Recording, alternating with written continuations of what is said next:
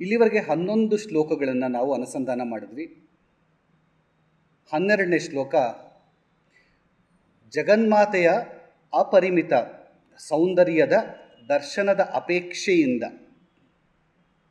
ಶಿವನಲ್ಲಿ ಮಾನಸಿಕ ಐಕ್ಯ ಭಾವದಿಂದ ಶಿವ ಸಾಯುಜ್ಯವನ್ನು ಹೊಂದುವುದು. ಅರ್ಥ, ದೇವಿಯನ್ನು ಹಾಗೂ ದೇವಿಯ ಅಪರಿಮಿತವಾದ ಸೌಂದರ್ಯವನ್ನು ನಮ್ಮ ಪಂಚಭೂತಗಳಿಂದ ಆದ ನಮ್ಮ ಮಾನವರಿಂದ ನಮಗೆ ದೇವಿ ಸೌಂದರ್ಯ ತಿಳಿಯೋದಕ್ಕೆ ಸಾಧ್ಯನೇ ಇಲ್ಲ. ಸೌಂದರ್ಯ ಲಹರಿ ಅಂತ ನಾವು ಓದ್ತೀವಿ, ಶೀರ್ಷಿಕೆ ಅರ್ಥ ಮಾಡ್ಕೋತೀವಿ. ಯಾವ ಸೌಂದರ್ಯ, ಏನು ಈ ಸೌಂದರ್ಯ ದೇವಿದು, ಯಾವ ರೀತಿ ಸೌಂದರ್ಯ, ಏನು ಸೌಂದರ್ಯ, ಏನು ಲಹರಿ? ಭಗವತಿಯನ್ನು ಮಾತೃ ಸ್ವರೂಪದಿಂದ ನಾವು ಅನುಸಂಧಾನ ಮಾಡಬೇಕು ಅಂತ ಗೊತ್ತು, ಆದಿಶಂಕರರು ಹೇಳಿದ್ದಾರೆ. ಆದರೆ ಏನು ಈ ಸೌಂದರ್ಯ? ಇದು ಬಾಹ್ಯ ಸೌಂದರ್ಯವೇ, ಆಂತರಿಕ ಸೌಂದರ್ಯವೇ, ಪಾರಮಾರ್ಥಿಕ ಸೌಂದರ್ಯವೇ, ಏನು ಅನ್ನೋ ಒಂದು ಪ್ರಶ್ನೆಗೆ ಉತ್ತರ ಕೊಡೋದಕ್ಕೋಸ್ಕರ ಆದಿಶಂಕರರು ಒಂದು ಉದಾಹರಣೆ ಕೊಡ್ತಾರೆ. ಏನು ಉದಾಹರಣೆ ಅಂದರೆ, ಪ್ರಸಂಗ ಓದ್ಬಿಡ್ತೀನಿ ಫಸ್ಟು. ಹಿಂದಿನ ಶ್ಲೋಕಗಳಲ್ಲಿ ಜಗನ್ಮಾತೆಯ ಶ್ರೀಚಕ್ರಾತ್ಮಕ ಅಂತಹ ಹಾಗೂ ಬಾಹ್ಯ ಧ್ಯಾನ ಪೂಜೆಗಳ ಉಪದೇಶವನ್ನು ಆದಿಶಂಕರರು ಮಾಡಿದ್ದಾರೆ. ಅಂದರೆ ದೇವಿಯ ಪೂಜೆ ಮಾಡಬೇಕು ಅಂತ ಆದಾಗ ನಾವು ಸಗುಣ ರೀತಿಯ ಪೂಜೆಯನ್ನು ಮಾಡಬೇಕು ಅಂದರೆ ನಾವು ದೇವಿಯ ಒಂದು ಚಿತ್ರಪಟವನ್ನಾಗಲಿ, ಅವಳ ವಿಗ್ರಹವನ್ನಾಗಲಿ, ಅಥವಾ ಇನ್ನೂ ಒಳಗಡೆ ಹೋಗಬೇಕು ಅಂದರೆ ಒಂದು ಶ್ರೀಚಕ್ರವನ್ನು ದೇವಿಯ ಸ್ವರೂಪವೆಂದು ತಿಳಿದು ಅದಕ್ಕೆ ನಾವು ಬಾಹ್ಯ ಪೂಜೆ ಮಾಡ್ತೀವಿ. ಅಥವಾ ಅಂತಃಪೂಜೆ ಮಾಡಿಕೊಳ್ಳಬೇಕು ಅಂದರೆ ನಾವು ನಮ್ಮ ಷಟ್ಚಕ್ರಗಳನ್ನು ಅನುಸಂಧಾನ ಮಾಡಿ ಅವುಗಳಲ್ಲಿ ನಾವು ಅಧಿದೈವಿಕ ಶಿವಶಕ್ತಿಯರನ್ನು ಸ್ಥಾಪಿಸಿಕೊಂಡು ನಮ್ಮ ಸಮಯಾಂಚಾರ ತತ್ಪರವಾಗಿದ್ದ ಪಕ್ಷದಲ್ಲಿ ನಾನು ನನ್ನ ಸಹಸ್ರಾರದಲ್ಲಿ ಶಿವಶಕ್ತಿಯರ ಐಕ್ಯವನ್ನು ಮಾಡಿಕೊಳ್ಳುತ್ತಾ, ಅಂದರೆ ಕುಂಡಲಿನಿಯನ್ನು ಜಾಗೃತ ಮಾಡಿ ನನ್ನ ಒಳಗಡೆ ಮೂಲಾಧಾರದಿಂದ ಸಹಸ್ರಾರಕ್ಕೆ ಕರೆದುಕೊಂಡು ಹೋಗಿ ನನ್ನ ಆಜ್ಞಾಚಕ್ರದಿಂದ ಸಹಸ್ರಾರ ಪರ್ಯಂತವಾಗಿ ಶ್ರೀಚಕ್ರವನ್ನು ನಾನು ಧಾರಣೆ ಮಾಡಿ ನನ್ನ ಒಳಗಡೆ ನಾನು ಶಿವಶಕ್ತಿಯರನ್ನು ಸಹಸ್ರಾರದಲ್ಲಿ ಅವರನ್ನು ಸ್ಥಾಪಿಸಿ ಪೂಜೆ ಮಾಡಿ, ಆಗ ಸಮಾಧಿಗೆ ಹೋಗಿ ತುರಿಯ ಸ್ಥಿತಿಯನ್ನು ಅನುಭವಿಸಿ ಅಲ್ಲಿ ಭಗವತಿಯ ಚರಣದಿಂದ ಸ್ರವಿತವಾಗುವ ಅಮೃತಧಾರೆಯಿಂದ ನನ್ನ 72,000 ನಾಡಿಗಳನ್ನು ಸಿಂಚನ ಮಾಡಿಕೊಳ್ಳುತ್ತಾ ಮತ್ತೆ ಪುನಃ ಕುಂಡಲಿನಿಯನ್ನು ಕೆಳಗೆ ಮೂಲಾಧಾರಕ್ಕೆ ಕರೆದುಕೊಂಡುವ ಒಂದು ಮಾರ್ಗವನ್ನು ನಾವು ಮೊದಲ 11 ಶ್ಲೋಕಗಳು ನೋಡಿದ್ದೀವಿ ಅಲ್ವಾ? ಈಗ 12, ಅಂದರೆ ಈಗ ಗೇರ್ ಶಿಫ್ಟ್ ಆಗ್ತಾ ಇದೆ, ಚೇಂಜ್ ಆಗ್ತಾ ಇದೆ, ಪರ್ಸ್ಪೆಕ್ಟಿವ್ ಚೇಂಜ್ ಮಾಡ್ತಾ ಇದ್ದಾರೆ ಆದಿಶಂಕರರು. ಸೊ ಇದುವರೆಗೆ ನಾವು ಶ್ರೀಚಕ್ರಾತ್ಮಕ ಅಂತಃ ಹಾಗೂ ಬಾಹ್ಯ ಪೂಜೆಗಳ ಹಾಗೂ ಧ್ಯಾನದ ಉಪದೇಶವನ್ನು ಆದಿಶಂಕರರಿಂದ ಪಡೆದು ಸೌಂದರ್ಯ ಲಹರಿಯ ಈ 12ನೆಯ ಶ್ಲೋಕದಲ್ಲಿ ಭಗವತಿಯ ಅನಿರ್ವಚನೀಯವಾದ, ಅಪರಿಮಿತವಾದ ಹಾಗೂ ಅನಿರ್ವರ್ಣೀಯವಾದ ಸೌಂದರ್ಯದ ಗುಣಗಳ ವರ್ಣನೆಯನ್ನು ಆದಿಶಂಕರರು ಮಾಡಿರುವುದನ್ನು ನಾವು ನೋಡಬಹುದು. ಇಲ್ಲಿವರೆಗೆ ಅವಳ ಪರಾಸ್ವರೂಪ ತಿಳಿಸ್ಕೊಟ್ಟಿದ್ದಾರೆ ಹಾಗೂ ಅವಳ ಕುಂಡಲಿನಿ ಸ್ವರೂಪ ತಿಳಿಸ್ಕೊಟ್ಟಿದ್ದಾರೆ, ಅವಳ ಶ್ರೀಚಕ್ರ ಸ್ವರೂಪ ತಿಳಿಸ್ಕೊಟ್ಟಿದ್ದಾರೆ. ಇವಾಗ ಅವಳ ಸೌಂದರ್ಯ ಎಂದರೆ ಏನು ಅನ್ನೋ ಪ್ರಶ್ನೆ ನಮಗಿನ್ನೂ ಕಾಡ್ತಾ ಇದೆ. ಸೌಂದರ್ಯ ಲಹರಿಯಲ್ಲಿ ಅವಳ ಸೌಂದರ್ಯ ಏನು ಅನ್ನೋದಕ್ಕೆ ಡೈರೆಕ್ಟ್ ಉತ್ತರ ಕೊಡಲ್ಲ ಅವರು ಆದಿಶಂಕರರು. ಅದಕ್ಕೊಂದು 2 ಎಕ್ಸಾಂಪಲ್ ಕೊಡ್ತಾರೆ. ಮೊದಲನೇ ಎಕ್ಸಾಂಪಲ್ಲು ಚತುರ್ಮುಖನಾದ ಬ್ರಹ್ಮ, ಅವನ ಎಕ್ಸಾಂಪಲ್ ಕೊಡ್ತಾರೆ. 2ನೇ ಎಕ್ಸಾಂಪಲ್ಲು ಸೌಂದರ್ಯದ ಗಣಿ ಅಂತ ನಾವು ತಿಳಿದುಕೊಂಡಿರುವಂತಹ ದೇವಕನ್ಯೆಯರಾದ ರಂಭೆ, ಊರ್ವಶಿ, ತಿಲೋತ್ತಮೆ, ಅಂತಹವರು ತಮ್ಮ ಸೌಂದರ್ಯದ ಮೇಲೆ ಜಿಗುಪ್ಸೆ ಬರುವ ಹಾಗೆ ಹೇಗೆ ಆಗುತ್ತದೆ ಅನ್ನೋ ಒಂದು ಎಕ್ಸಾಂಪಲ್ ಕೊಡ್ತಾರೆ. ಸೊ ಶ್ಲೋಕ ತಿಳ್ಕೊಳ್ಳೋಣ ಮೊದಲು.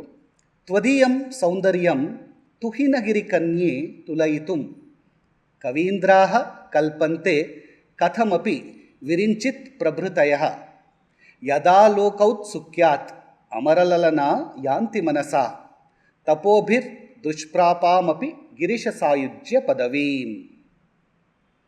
ಇಲ್ಲಿ ಗಿರೀಶ ಸಾಯುಜ್ಯ ಪದವೀಂ ಅನ್ನೋ ವರ್ಡ್ ತುಂಬ ಇಂಪಾರ್ಟೆಂಟ್. ಅದನ್ನು ಗಮನದಲ್ಲಿ ಇಟ್ಕೊಳ್ಳಿ. ಈ ಶ್ಲೋಕದಲ್ಲಿ ಗಿರೀಶ ಸಾಯುಜ್ಯ ಪದವೀಂ ಅನ್ನೋ ಪದ ಮುಖ್ಯ. ಯಾಕಂದರೆ ಸಾಯುಜ್ಯ ಪದವಿನ ಹೇಳ್ತಾ ಇದೆ ಇದು. ಪ್ರತಿಪದಾರ್ಥ ತುಹಿನಗಿರಿ ಕನ್ಯೆ, ಹೇ ಹಿಮಗಿರಿ ಕನ್ಯೆ, ಅರ್ಥಾತ್ ಹಿಮವಂತನ ಪುತ್ರಿಯೇ. ತ್ವದೀಯಂ ನಿನ್ನದಾದ ಸೌಂದರ್ಯಂ ಸೌಂದರ್ಯವನ್ನು ತುಲಯಿತುಂ ವರ್ಣಿಸಲು ವಿರಿಂಚಿತ್ ಪ್ರಭೃತಯ ಚತುರ್ಮುಖನಾದ ಬ್ರಹ್ಮನೇ ಮೊದಲಾದ ಕವೀಂದ್ರಾಹ ಕವಿವರೇಣ್ಯರು ಕಥಮಪಿ ಹೇಗೋ ಅರ್ಥಾತ್ ಅತ್ಯಂತ ಕಷ್ಟದಿಂದ ಕಲ್ಪಂತೆ ಸಮರ್ಥರಾಗುತ್ತಾರೆ. ಯತ್ ಈ ಕಾರಣದಿಂದಲೇ, ರಂಭಾದಿ ಈ ಕಾರಣದಿಂದಲೇ, ಅಮರಲಲನಾಹ ರಂಭಾದಿ ದೇವಾಂಗನೆಯರು ಅರ್ಥಾತ್ ರಂಭೆ, ಊರ್ವಶಿ, ಮೇನಕೆ, ತಿಲೋತ್ತಮಿ ಮೊದಲಾದ ದೇವಲೋಕದ ಅಪ್ಸರೆಯರು ಅಲೋಕೌತ್ಸುಕ್ಯಾತ್ ನಿನ್ನ ಸೌಂದರ್ಯವನ್ನು ನೋಡಬೇಕೆಂಬ ಉತ್ಸುಕತೆಯಿಂದ, ತಪೋಭಿಹಿ ತಪಸ್ಸುಗಳಿಂದ, ದುಷ್ಪ್ರಾಪಾಮಪಿ ಪಡೆಯಲಾಗದ್ದು ಆಗಿದ್ದರೂ ಸಹ, ಗಿರೀಶ ಸಾಯುಜ್ಯ ಪದವೀಂ ಶಿವನೊಂದಿಗೆ ಐಕ್ಯವನ್ನು ಹೊಂದುವ ಮೋಕ್ಷದ ಸ್ಥಿತಿಯನ್ನು ಮಾನಸಿಕವಾಗಿ ಯಾಂತಿ ಹೊಂದುತ್ತಾರೆ.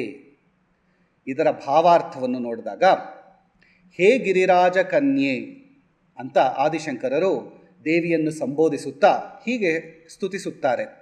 ನಿನ್ನ ಸೌಂದರ್ಯದ ತುಲನೆಯನ್ನು ಮಾಡುವಲ್ಲಿ ಬ್ರಹ್ಮ, ವಿಷ್ಣು ಹಾಗೂ ಇಂದ್ರಾದಿ ಕವೀಂದ್ರರು ಯಾವ ಪ್ರಕಾರವಾಗಿ ಸಮರ್ಥರಾಗುವರು, ಅರ್ಥಾತ್ ಅವರಿಗೆ ಯಾರಿಗೂ ನಿನ್ನ ಸೌಂದರ್ಯವನ್ನು ವರ್ಣನೆ ಮಾಡುವುದಕ್ಕಾಗಲಿ ಅದರ ತುಲನೆಯನ್ನು ಅಂದರೆ ಅದನ್ನು ಯಾವುದಾದರೂ ಒಂದು ವಿಷಯಕ್ಕೆ ಕಂಪೇರ್ ಮಾಡುವುದಕ್ಕಾಗಲಿ ಸಾಧ್ಯವಿಲ್ಲ.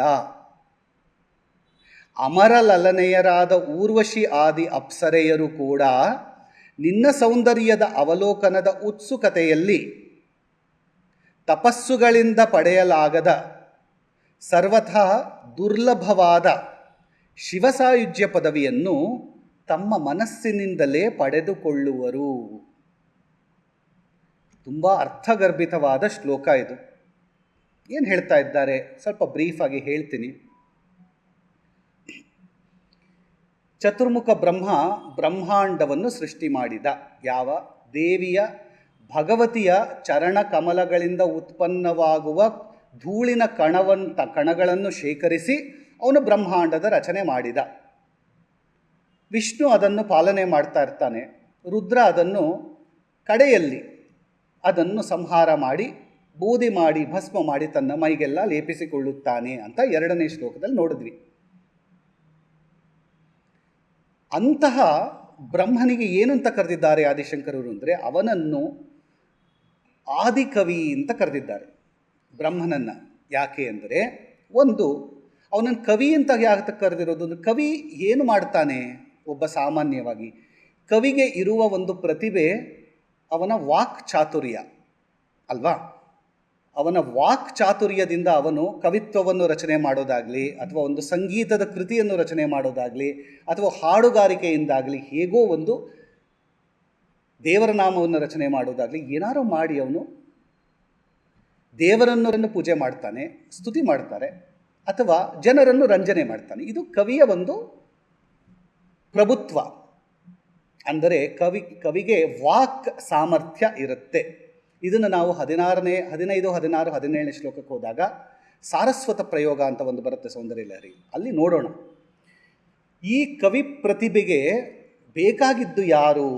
ಸರಸ್ವತಿಯ ಕಟಾಕ್ಷ, ಶಾರದೆಯ ಕಟಾಕ್ಷ. ಬ್ರಹ್ಮನಾದರೂ ಸರಸ್ವತಿಯ ಒಡೆಯ, ಆದ್ದರಿಂದ ಅವನಿಗೆ ಸರಸ್ವತಿಯ ಕಟಾಕ್ಷ ಸದಾ ಇರುತ್ತೆ. ಆದ್ದರಿಂದ ಅವನು ಆದಿಕವಿ. ಅಂದರೆ ಅವನು ಮನಸ್ಸು ಮಾಡಿದರೆ ಯಾವ ಒಂದು ಕವಿತ್ವದ ಪ್ರಬುದ್ಧತೆಯೂ ಅವನಿಗೆ ಬರಲು ಸಾಧ್ಯ. ಅವನ ಆದಿ ಕವಿತೆಯೇ ನಮ್ಮ ಬ್ರಹ್ಮಾಂಡ. ಅಂದರೆ ನಮ್ಮ ಬ್ರಹ್ಮಾಂಡವನ್ನೇ ಒಂದು ಕವಿತೆಯನ್ನಾಗಿ ಅವನು ರಚನೆ ಮಾಡಿದ್ದಾನೆ. ಅಂದರೆ ಆದಿಶಂಕರರು ಇಡೀ ಬ್ರಹ್ಮಾಂಡವನ್ನು ಸರಸ್ವತಿಯ ಒಡೆಯನಾದ ಬ್ರಹ್ಮನ ಕವಿತೆ, ಕಾವ್ಯ ಅಂತ ಪರಿಗಣಿಸಿದ್ದಾರೆ. ಅಂತಹ ಆದಿ ಕವಿಯಾದ ಸರಸ್ವತಿಯ ಒಡೆಯನಾದ ಬ್ರಹ್ಮನಿಗೂ ಕೂಡ ತನ್ನ ವಾಕ್ಚಾತುರ್ಯದಿಂದ ಭಗವತಿಯ ಸೌಂದರ್ಯವನ್ನು ವರ್ಣಿಸಲು ಅಸಾಧ್ಯ ಅನ್ನೋ ಒಂದು ಎಕ್ಸಾಂಪಲ್ನ ಆದಿಶಂಕರರು ಈ ಶ್ಲೋಕದಲ್ಲಿ ಇಟ್ಟಿದ್ದಾರೆ. ಅಂತಹ ಸೌಂದರ್ಯವತಿಯಾದ ತಾಯೇ, ನಿನ್ನ ಸೌಂದರ್ಯವನ್ನು ವರ್ಣಿಸಲು ಆದಿಕವಿಯಾದ ಬ್ರಹ್ಮನಿಂದಾಗಲಿ ವಿಷ್ಣುವಿನಿಂದಾಗಲಿ ಅಥವಾ ಇಂದ್ರಾದಿ ದೇವತೆಗಳಿಂದಾಗಲಿ ಸಾಧ್ಯವಾಗಲಿಲ್ಲ. ಹೀಗಿರುವಾಗ ಸೌಂದರ್ಯ ದೇವಲೋಕದ ಅಪ್ಸರೆಯರು, ತಾವೇ ಸೌಂದರ್ಯದ ಗಣಿ ಎಂದು ತಿಳಿದಿರುವಂತಹ ಅಪ್ಸರೆಯರು, ಈ ಭಗವತಿಯ ಸೌಂದರ್ಯವನ್ನು ನಾವು ತಿಳಿಯಬೇಕು ಎನ್ನುವ ಒಂದು ಭಗವತಿಯ ದರ್ಶನಾಪೇಕ್ಷೆಯಿಂದ ಭಗವತಿಯನ್ನು ಕುರಿತು ತಪಸ್ಸು ಮಾಡುತ್ತಾರೆ ಅಂತ ಈ ಶ್ಲೋಕದಲ್ಲಿ ಆದಿಶಂಕರರು ಹೇಳ್ತಾರೆ. ಹಾಗೆ ಎಷ್ಟು ತಪಸ್ಸು ಮಾಡಿದರೂ ಕೂಡ ಭಗವತಿಯು ಅವರಿಗೆ ಸಿಗುವುದಿಲ್ಲ. ಅವರು ಜಿಗುಪ್ಸೆಗೊಂಡು ಏನು ಯೋಚನೆ ಮಾಡ್ತಾರೆ? ದೇವಿಯ ಸೌಂದರ್ಯದ ವರ್ಣನೆ ಮಾಡೋದಕ್ಕೆ ತ್ರಿಮೂರ್ತಿಗಳಿಗೂ ಸಾಧ್ಯವಿಲ್ಲ ಅಂದ ಮೇಲೆ ದೇವಿಯು ಯಾರಿಗೂ ಕಾಣಿಸಿಕೊಳ್ಳುವುದಿಲ್ಲ.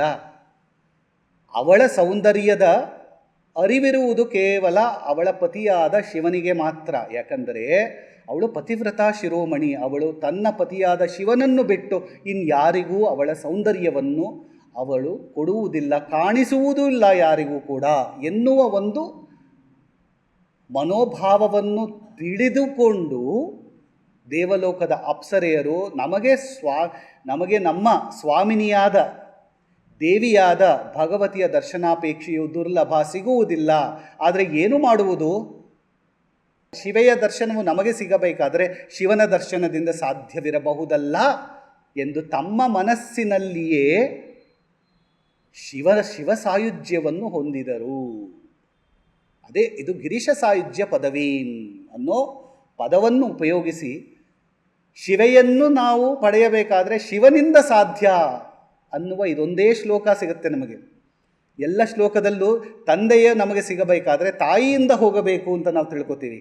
ಆದರೆ ಈ ಶ್ಲೋಕದಲ್ಲಿ ನಮಗೆ ತಾಯಿಯೂ ಬೇಕಾದರೆ ತಂದೆಯಿಂದ ತಾಯಿಯು ನಮಗೆ ಸಿಗ್ತಾಳೆ. ಯಾಕಂದರೆ ತಾಯಿಯನ್ನು ಕಾಣುವುದು ಕೇವಲ ತಂದೆಗೆ ಮಾತ್ರ ಸಾಧ್ಯ ಅನ್ನುವ ಒಂದು ಧ್ವನಿ ಇದೆ ಈ ಶ್ಲೋಕದಲ್ಲಿ. ಹಾಗೂ ಶಿವನಿಂದ ಶಿವೆಗೂ ಹೋಗಬಹುದು, ಶಿವೆಯಿಂದ ಶಿವನಿಗೂ ಹೋಗಬಹುದು.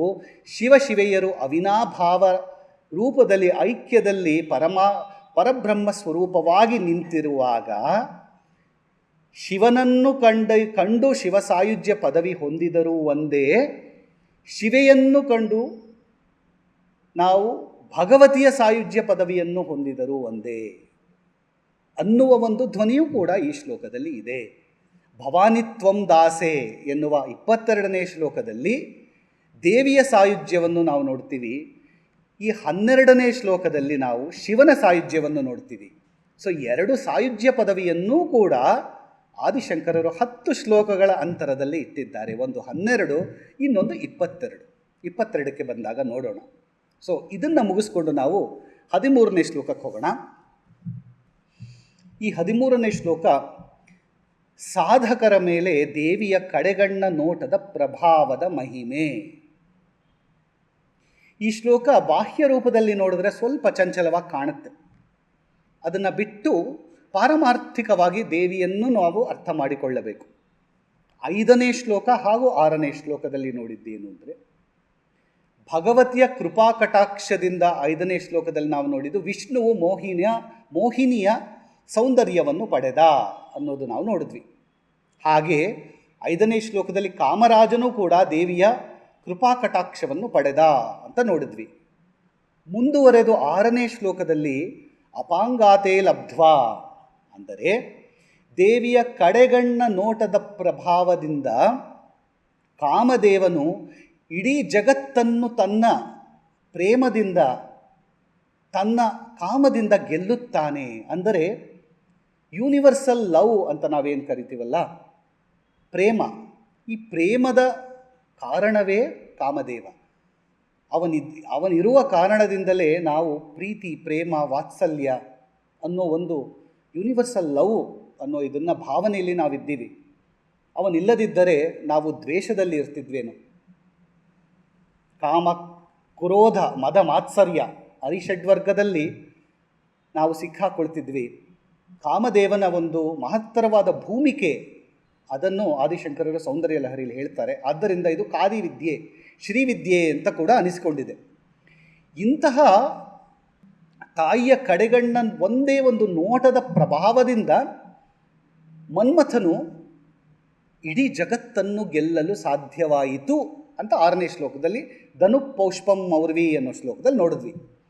ಇವಾಗ ಈ 13ನೇ ಶ್ಲೋಕದಲ್ಲಿ ಒಬ್ಬ ಸಾಮಾನ್ಯ ಮಾನವನ ಮೇಲೆ ಭಗವತಿಯ ಕಡೆಗಣ್ಣ ನೋಟದ ಪ್ರಭಾವದ ಮಹಿಮೆ ಏನು ಅಂತ ಈ 13ನೇ ಶ್ಲೋಕದಲ್ಲಿ ಹೇಳ್ತಾ ಇದ್ದಾರೆ. 6ನೇ ಶ್ಲೋಕದಲ್ಲಿ ಕಾಮದೇವನ ಬಗ್ಗೆ ನೋಡಿದ್ವಿ, 5ನೇ ಶ್ಲೋಕದಲ್ಲಿ ವಿಷ್ಣುವಿನ ಮೇಲೆ ನೋಡಿದ್ವಿ. ಇವಾಗ ಮಾನವರಾದ ನಮ್ಮ ಮೇಲೆ ಅದರ ಪ್ರಭಾವ ಏನು ಬರುತ್ತೆ ಅನ್ನೋದು 13ನೇ ಶ್ಲೋಕ. ಪ್ರಸಂಗ ನೋಡೋಣ. ಹಿಂದಿನ 12ನೇ ಶ್ಲೋಕದಲ್ಲಿ ಬ್ರಹ್ಮಾದಿ ದೇವತೆಗಳು ಕೂಡ ಜಗನ್ಮಾತೆಯ ಸೌಂದರ್ಯದ ವರ್ಣನೆಯನ್ನು ಮಾಡಲು ಅಶಕ್ತರಾಗಿರುವಾಗ ಭಗವತಿಯ ಇಂತಹ ಅಲೌಕಿಕ ಸೌಂದರ್ಯದ ವರ್ಣನೆಯನ್ನು ನಾನು ಹೇಗೆ ಮಾಡಲು ಸಾಧ್ಯ ಎನ್ನುವ ಧ್ವನಿಯನ್ನು ಆಚಾರ್ಯ ಶ್ರೀ ಶಂಕರ ಭಗವತ್ಪಾದರು ಇಟ್ಟು ಶ್ರೀ ಸೌಂದರ್ಯ ಲಹರಿಯ ಪ್ರಸ್ತುತ ಈ 13ನೇ ಶ್ಲೋಕದಲ್ಲಿ ಭಗವತಿಯ ಕರುಣಾಪೂರ್ವಕ ಕಟಾಕ್ಷ ದೃಷ್ಟಿಯು ಮನುಷ್ಯರ ಮೇಲೆ ಬಿದ್ದರೆ ಅವರ ಸ್ಥಿತಿಯು ಏನಾಗುತ್ತದೆ ಎಂದು ವರ್ಣಿಸುತ್ತಾ ಜಗನ್ಮಾತೆಯ ಕೃಪಾ ಕಟಾಕ್ಷದ ಕಿರಣಗಳ ಅನುಗ್ರಹದಿಂದ ಸಾಧಕನ ಕಾಯ ಸಂಪತ್ತು ಹೆಚ್ಚಾಗುತ್ತದೆ ಎಂದು ಹೇಳಿರುವರು. ಅಂದರೆ ಅವನ ದೈಹಿಕ ಬಲ, ಮನೋಬಲ ಹಾಗೂ ಅವನ ಎಮೋಷನಲ್, ಅವನ ಒಂದು ಆಂತರಿಕ ಶಕ್ತಿ ತುಂಬ ಹೆಚ್ಚಾಗಿ ಅವನ ಹಿಂದೆ ಎಲ್ಲರೂ ಅವನನ್ನು ಹಿಂಬಾಲಿಸಿಕೊಂಡು ಹೋಗುತ್ತಾರೆ ಎನ್ನುವ ಒಂದು ಧ್ವನಿಯನ್ನು ಇಲ್ಲಿಟ್ಟಿದ್ದಾರೆ. ಮೂಲ ಶ್ಲೋಕ ನೋಡೋಣ.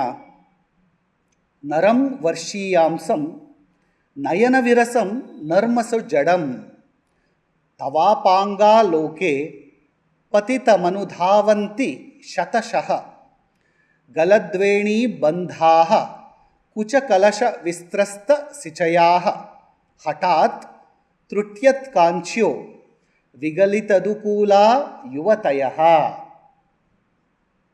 ಪ್ರತಿಪದಾರ್ಥ ನೋಡಿದಾಗ ವರ್ಷೀಯಾಂಸಂ ನಿನ್ನನ್ನು ಕುರಿತು ಸಾಧನೆ ಮಾಡಿದ ಅತಿ ವೃದ್ಧನಾಗಿರುವ, ನಯನ ವಿರಸಂ ಕುರುಡನಾಗಿರುವವನು, ನರ್ಮಸು ಜಡಂ ಶೃಂಗಾರಕ್ಕೆ ಸಂಬಂಧಪಟ್ಟ ವಿಚಾರಗಳಲ್ಲಿ ಅವನು ದಡ್ಡನಾಗಿದ್ದರೂ ಸಹ, ತವ ನಿನ್ನ ಅಪಾಂಗ ಲೋಕೆ ಕಡೆಗಣ್ಣ ನೋಟದಲ್ಲಿ ಪತಿತಂ ಸಿಲುಕಿದ್ದರೆ ನರಂ ಆ ಮನುಷ್ಯನನ್ನು ಶತಶಃ 100 ಜನ ಯುವತಯ ಯುವತಿಯರು ಗಲದ್ವೇಣಿ ಬಂಧಾಹ ಗಂಟು ಹಾಕಿದ ಜಡೆಗಳು ಬಿಚ್ಚಿ ಹೋಗುತ್ತಿದ್ದರೂ ಸಹ ಕುಚಕಲಶ ವಿಸ್ತ್ರಸ್ತ ಸಿಚಯಾಹ ತಮ್ಮ ಮೈಮೇಲಿನ ಬಟ್ಟೆಗಳು ಜಾರುತ್ತಲಿದ್ದರೂ ಸಹ ಹಠಾತ್ ತೃಟ್ಯತ್ ಕಾಂಚ್ಯ ಸೊಂಟಕ್ಕೆ ಕಟ್ಟಿದ್ದ ಡಾಬುಗಳು ಸಡಿಲವಾಗುತ್ತಿದ್ದರೂ ಸಹ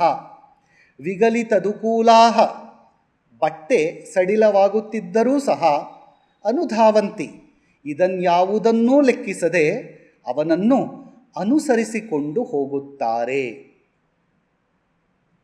ಭಾವಾರ್ಥ: ಆದಿಶಂಕರರು ಭಗವತಿಯನ್ನು ಸ್ತುತಿ ಮಾಡುತ್ತಾ ಹೀಗೆ ಹೇಳ್ತಾರೆ. ಹೇ ಭಗವತಿಯೇ, ವಯೋವೃದ್ಧನು ತನ್ನ ನೇತ್ರಗಳಲ್ಲಿ ಕಾಚಕಾಮಿಲ ಪಟಲಾದಿ ದೋಷವುಳ್ಳವನು ಹಾಗೂ ರತಿಕಲೆಗಳಲ್ಲಿ ಅನಭಿಜ್ಞನಾದ ಮನುಷ್ಯನು ಕೂಡ ನಿನ್ನ ದೃಷ್ಟಿಯ ಕಟಾಕ್ಷ ಮಾತ್ರದ ಅವಲೋಕನದಿಂದಲೇ ಎಂತಹ ರಮಣೀಯನಾಗುತ್ತಾನೆಂದರೆ ಅವನನ್ನು ಕಂಡು ನೂರಾರು ಯುವತಿಯರು ಕಾಮಾತುರರಾಗುವರು. ಶೀಘ್ರತೆಯ ಕಾರಣದಿಂದ ಅವರ ವೇಣಿ ಬಂಧಗಳು ಸಡಿಲವಾಗಿ ತೆರೆದುಕೊಳ್ಳುತ್ತಿದ್ದರೂ, ಕುಚಕಲಶಗಳ ಕುಪ್ಪಸಗಳು ಹರಿದು ಹೋಗುತ್ತಿದ್ದರೂ, ಹಠಾತ್ತಾಗಿ ಅವರ ಮೇಖಲೆಗಳು ಮುರಿದು ಹೋಗುತ್ತಿದ್ದರೂ, ನೀವಿ ಬಂಧಗಳು ತಮ್ಮ ಸ್ಥಾನದಿಂದ ಸ್ವಯಂ ಜಾರುತ್ತಿದ್ದರೂ ಅಂತಹ ಯುವತಿಯರು ಆ ಮನುಷ್ಯನ ಹಿಂದೆ ಓಡತೊಡಗುವರು. ಇಲ್ಲಿ ಈ ಶ್ಲೋಕ ನೋಡಿದಾಗ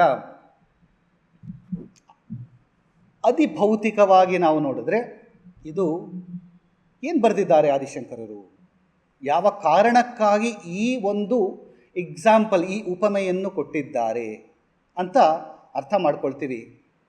ಅರ್ಥ ಮಾಡ್ಕೊಳ್ಳೋದಕ್ಕೆ ಹೋಗೋಕ್ಕೆ ನಮ್ಮ ಮನಸ್ಸಿನಲ್ಲಿ ಶಂಕೆ ಬರುತ್ತೆ. ಎಷ್ಟೋ ಸಲ ಅಯ್ಯೋ ಈ ಶ್ಲೋಕ ನಾವು ಎಲ್ಲರ ಮುಂದೆ ಹೇಳ್ಕೊಳ್ಬೇಕಲ್ಲಪ್ಪ ಅನ್ನೋ ಒಂದು ಮುಜುಗರನೂ ಕೂಡ ಬರುತ್ತೆ. ಆದರೆ ಈ ಮುಜುಗರಕ್ಕೆ ಸಮಾಧಾನ ಕಂಡುಕೊಳ್ಳುವುದು ನಮ್ಮ ಮನಸ್ಸಿನ ಮೆಚ್ಯೂರಿಟಿಗೆ ಬಿಟ್ಟಿದ್ದು. ಹೇಗೆ ಇದನ್ನು ತಿಳ್ಕೋಬೇಕು ಅನ್ನೋದು ಒಳಗಡೆ ಹೋಗಿ ಅನುಸಂಧಾನ ಮಾಡೋಣ.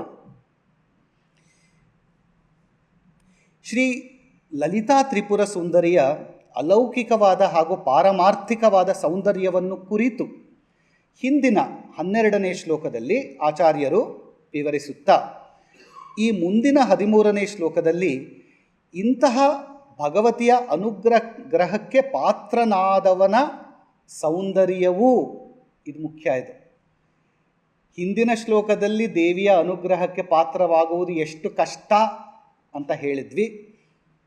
ಈ ಶ್ಲೋಕದಲ್ಲಿ ಹಾಗೆ ದೇವಿಯ ಸೌಂದರ್ಯವನ್ನು ತಿಳಿದುಕೊಂಡಂತಹ, ದೇವಿಯ ಅನುಗ್ರಹಕ್ಕೆ ಪಾತ್ರನಾದವನ ಸೌಂದರ್ಯವು ತಾಯಿಯ ರೀತಿಯಲ್ಲಿಯೇ ಅಲೌಕಿಕವಾಗಿರುತ್ತದೆ.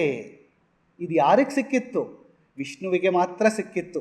5ನೇ ಶ್ಲೋಕದಲ್ಲಿ ನೋಡಿದ್ವಿ ನಾವು, ದೇವಿಯ ಸೌಂದರ್ಯವು ವಿಷ್ಣುವಿಗೆ ಮಾತ್ರ ಸಿಕ್ಕಿ ಅವನು ಮೋಹಿನಿಯ ಒಂದು ರೂಪವನ್ನು ಪಡೆದು ಶಿವನನ್ನು ಕೂಡ ಮೋಹಿತನನ್ನಾಗಿ ಮಾಡಿದ.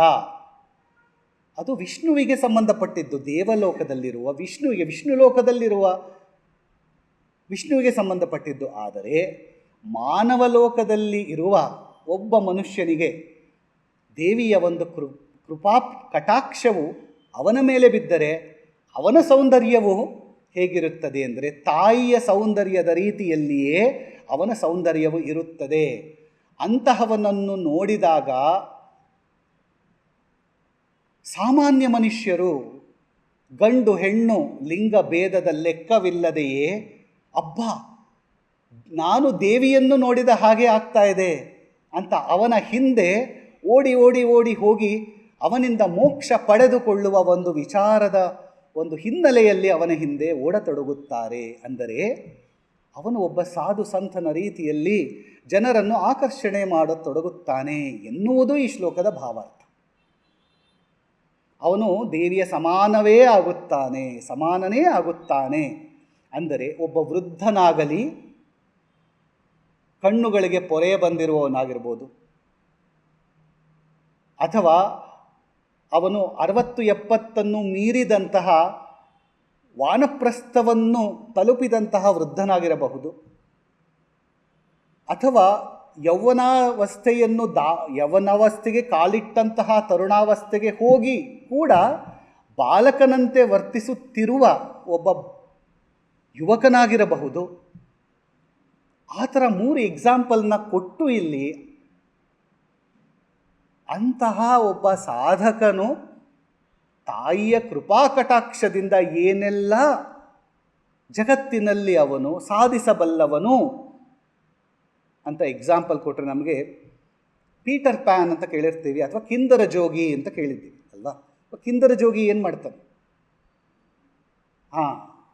ಸುಮ್ಮನೆ ಅವನ ಕಿಂದರಿಯನ್ನು ಊದುತ್ತಲೇ ಇಲಿಗಳ ಜೊತೆ ಇಡೀ ಒಂದು ಊರೇ ಅವನ ಹಿಂದೆ ಓಡಿತು. ಇವನು ದೇವಿಯ ಸೌಂದರ್ಯವನ್ನು ಪಡೆದಂತಹ ಕಿಂದರ ಜೋಗಿಯಾಗುತ್ತಾನೆ ಎನ್ನುವ ಧ್ವನಿ ಇದರಲ್ಲಿದೆ. ಅಲ್ವಾ? ಸೊ ಈ ರೀತಿಯಲ್ಲಿ ಈ ಶ್ಲೋಕವನ್ನು ಅನುಸಂಧಾನ ಮಾಡಬೇಕು.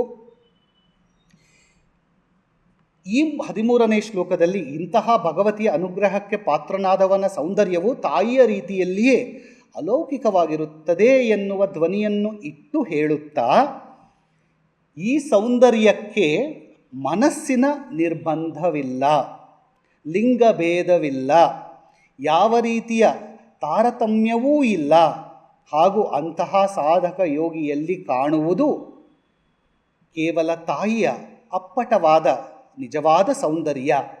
ಇಂತಹ ಚೆಲುವಿಗೆ ಮರುಳಾಗದಿರುವವರೇ ಇಲ್ಲ. ಈ ಸೌಂದರ್ಯವು ಆಂತರಿಕ ಸೌಂದರ್ಯ, ಆತ್ಮಸ್ವರೂಪವಾದ ಆತ್ಮ ಸೌಂದರ್ಯ ಎಂದು ಭಗವತ್ಪಾದರು ಹೇಳಿದ್ದಾರೆ. ಈ ಶ್ಲೋಕದಲ್ಲಿ ಆಚಾರ್ಯರು ಭಗವತಿಯ ಇಂತಹ ಸೌಂದರ್ಯವನ್ನು ವರ್ಣಿಸುತ್ತಾ ಹೇಳ್ತಾರೆ, ಹೇ ಭಗವತಿ, ನಿನ್ನ ಅನುಗ್ರಹಕ್ಕೆ ಪಾತ್ರನಾದವನ, ಅಂತಹ ಸಾಧಕನ, ಭಕ್ತನ ಪ್ರಭಾವವು ಹೇಗೆ ಇರುವುದು ಎಂದು ನಾನು ಯಾವ ರೀತಿಯಲ್ಲಿ ವರ್ಣಿಸಲಿ ತಾಯಿ? ನಿನ್ನನ್ನು ಕುರಿತು ಸಾಧನೆಯನ್ನು ಮಾಡಿದ ಭಕ್ತನೊಬ್ಬನು ಹಣ್ಣು ಮುದುಕನಾಗಿರಲಿ, ಇಲ್ಲವೇ ಅವನು ಕುರುಡನಾಗಿರಲಿ, ಶೃಂಗಾರಕ್ಕೆ ಸಂಬಂಧಪಟ್ಟ ರತಿ ವಿಚಾರಗಳನ್ನು ತಿಳಿಯದ ಅಪ್ರಬುದ್ಧನಾಗಿರಲಿ, ಹೀಗಿದ್ದರೂ ಸಹ ನಿನ್ನ ಕಡೆಗಣ್ಣ ನೋಟಕ್ಕೆ ಪಾತ್ರನಾದ್ದರಿಂದ ಅಂತಹ ಸಾಧಕನು ಅತಿಶಯವಾದ ಸೌಂದರ್ಯದಿಂದ ಆಕರ್ಷಿತನಾಗಿ ತೋರುವನು. ಅವನ ಸೌಂದರ್ಯದ ಸೆಳೆತಕ್ಕೆ ಸಿಕ್ಕ ನೂರಾರು ಯುವತಿಯರು ಅವನ ಕಡೆಗೆ ಒಲಿದು ಬರುವರು. ಆ ತರುಣಿಯರು ತಮ್ಮ ಗಂಟು ಹಾಕಿದ ಜಡೆಗಳು ಬಿಚ್ಚಿ ಹೋಗುತ್ತಿದ್ದರೂ ಸಹ ಲೆಕ್ಕಿಸದೆ, ತಮ್ಮ ಎದೆಯನ್ನು ಮುಚ್ಚಿದ ಸೆರಗು ಜಾರುತ್ತಾ ಬೀಳುತ್ತಿದ್ದರೂ ಸಹ ಲೆಕ್ಕಿಸದೆ, ತಮ್ಮ ಸೊಂಟಕ್ಕೆ ಕಟ್ಟಿದ ಡಾಬು ಅಥವಾ ಒಡ್ಯಾಣ ಸಡಿಲವಾಗುತ್ತಿದ್ದರೂ ಸಹ ಲೆಕ್ಕಿಸದೆ, ಹಾಗೂ ತಮ್ಮ ಉಟ್ಟ ಸೀರೆಯೇ ಜಾರಿ ಬೀಳುತ್ತಿದ್ದರೂ ಸಹ ಅದನ್ನು ಕೂಡ ಲೆಕ್ಕಿಸದೆ, ಇದು ಯಾವುದನ್ನೂ ಗಮನಿಸದೆ ಆ ನಿನ್ನ ಸುಂದರ ಭಕ್ತನನ್ನೇ ಹಿಂಬಾಲಿಸುವರು ಎಂದು ತಿಳಿಸಿದ್ದಾರೆ. ಇದು ಮೋಹಿನಿಯನ್ನು ಕಂಡು ಶಿವನು ಹೇಗೆ ಮರುಳಾದನು ಎನ್ನುವ ಒಂದು ಭಾವವನ್ನು ಇಲ್ಲಿ ಈ ಶ್ಲೋಕದ ಮೂಲಕ ನಮಗೆ ತೋರಿಸಿದ್ದಾರೆ. ಇದು ಒಂದು ಭಾವ ಅಷ್ಟೇ. ಈ ಶ್ಲೋಕದಲ್ಲಿ ತಾಯಿಯ ಅನುಗ್ರಹಕ್ಕೆ ಪಾತ್ರನಾದವನು ಅಂತ ಹೇಳಿದ್ದಾರೆ. ಇದರ ಅರ್ಥ ಏನು? ಇದು ಮುಖ್ಯ. ಇಲ್ಲಿ ನಾವು ಭೌತಿಕ ನೋಡಿಕೊಂಡ್ವಿ, ಅಲ್ಲಿಂದ ಮುಂದಕ್ಕೆ ಹೋಗಿ ದೈವಿಕಕ್ಕೆ ಏರಿಸಿಕೊಂಡ್ವಿ ನಮ್ಮ ಮನಸ್ಸನ್ನು. ದೈವದಲ್ಲಿ ನಾವು ಅರ್ಥ ಮಾಡಿಕೊಂಡ್ರೆ ಹೇಗಿರುತ್ತೆ ಅಂತ ಈಗ ಆಧ್ಯಾತ್ಮಿಕಕ್ಕೆ ಹತ್ತೋಣ. ಸಾಧಕನು ತನ್ನ ಕುಂಡಲಿನಿಯ ಜಾಗರಣೆಯಿಂದಾಗಿ ಹಾಗೂ ಕುಂಡಲಿನಿಯು ಊರ್ಧ್ವಮುಖವಾಗಿ ಷಟ್ಚಕ್ರಗಳನ್ನು ಹಾಗೂ ಗ್ರಂಥಿತ್ರಯವನ್ನು, ಅರ್ಥಾತ್ ರುದ್ರಗ್ರಂಥಿ, ವಿಷ್ಣುಗ್ರಂಥಿ, ಬ್ರಹ್ಮಗ್ರಂಥಿ, ಅಥವಾ ಬ್ರಹ್ಮಗ್ರಂಥಿ, ವಿಷ್ಣುಗ್ರಂಥಿ, ರುದ್ರಗ್ರಂಥಿ, ಈ 3 ಗ್ರಂಥಿತ್ರಯವನ್ನು ಭೇದನ ಮಾಡುತ್ತಾ ತನ್ನ ಪತಿಯಾದ ಸದಾಶಿವನನ್ನು ಸಹಸ್ರಾರದಲ್ಲಿ ಸೇರಿ ಆನಂದದಿಂದ ವಿಹರಿಸುತ್ತಾ ಸಾಧಕನ ಪ್ರತ್ಯೇಕ ನಾಡಿಯನ್ನು ತನ್ನ ಅಮೃತವಾದ ಶೀತಲ ಕಿರಣಗಳಿಂದ ಸಿಂಚನ ಮಾಡಿ ಎಲ್ಲ ನಾಡಿಗಳಲ್ಲಿ ಅಮೃತವನ್ನು ಹರಿಯುವಂತೆ ಮಾಡಿ ಕಡೆಗೆ ಕುಂಡಲಿನಿ ಶಕ್ತಿಯು ಪುನಃ ಹಿಂದಿರುಗಿ ತನ್ನ ಸ್ಥಾನವಾದ ಮೂಲಾಧಾರದಲ್ಲಿ ಬಂದು ನಿದ್ರಿಸುತ್ತಾಳೆ ಎಂದು ಆಚಾರ್ಯರು ಹಿಂದಿನ 9 ಹಾಗೂ 10ನೇ ಶ್ಲೋಕದಲ್ಲಿ ಹೇಳಿದ್ದಾರೆ. ಯಾಕೆ ಇದು ಮುಖ್ಯ ಅಂದರೆ, ಈ ಸಾಧಕನ ಪ್ರತ್ಯೇಕ ನಾಡಿಗಳಲ್ಲಿ ಅಮೃತದ ಸಂಚಾರವು ಆದಾಗ ಅದರ ಫಲಸ್ವರೂಪವಾಗಿ ಸಾಧಕನಿಗೆ ಅವನ ದೇಹದ ಸಂಪತ್ತು ಹೆಚ್ಚಾಗುತ್ತದೆ. ಭಗವತಿಯ ಕಡೆಗಣ್ಣ ಒಂದು ನೋಟದ ಸ್ವರೂಪ ಅಂದರೆ ಏನು ಅಂದರೆ, ಆಧ್ಯಾತ್ಮಿಕವಾಗಿ ಅಂತರ್ಯಜ್ಞ ರೂಪ ಸ್ವರೂಪವಾಗಿ ನಾವು ನೋಡಿದರೆ ಇದು ಅವಳ ಅಮೃತದ ಸಿಂಚನವು ಅವನ 72,000 ನಾಡಿಗಳಲ್ಲಿ ಆಯಿತು ಅಂತ ಅರ್ಥ ಸಾಧಕನಿಗೆ. ಹಾಗೆ ಆದಾಗ ಆ ಅಮೃತದ ಸಿಂಚನದಿಂದ ಅವನ ದೇಹ ಸಂಪತ್ತು, ಅವನ ಮನಸ್ಸಂಪತ್ತು ಹಾಗೂ ಅವನ ಎಲ್ಲ ರೀತಿಯ ಅವನ ಎಮೋಷನಲ್ ಬಾಡಿ ಕೂಡ ವೃದ್ಧಿಯಾಗಿ ಅವನು ಸರ್ವಾಂಗ ಸುಂದರನಾಗುತ್ತಾನೆ ಎನ್ನುವುದು ಇದರ ಆಧ್ಯಾತ್ಮಿಕ ಅರ್ಥ ಈ 13ನೇ ಶ್ಲೋಕದ್ದು. ಸೌಂದರ್ಯ ಲಹರಿಯ 10ನೇ ಶ್ಲೋಕದಲ್ಲಿ ಪ್ರಪಂಚಂ ಸಿಂಚಂತಿ ಎನ್ನುವ ಪದವನ್ನು ಹೇಳುವುದರ ಮೂಲಕ ಆಚಾರ್ಯ ಭಗವತ್ಪಾದರು ಸಾಧಕನ ಪ್ರತಿಯೊಂದು ನಾಡಿಯು ಅಮೃತವೆನ್ನುವ ಶೀತಲ ಪ್ರಕಾಶಮಯ ಕಿರಣಗಳಿಂದ ತುಂಬಿ ಅವನ ದೇಹವು ದಿವ್ಯ ದೇಹವಾಗುತ್ತದೆ.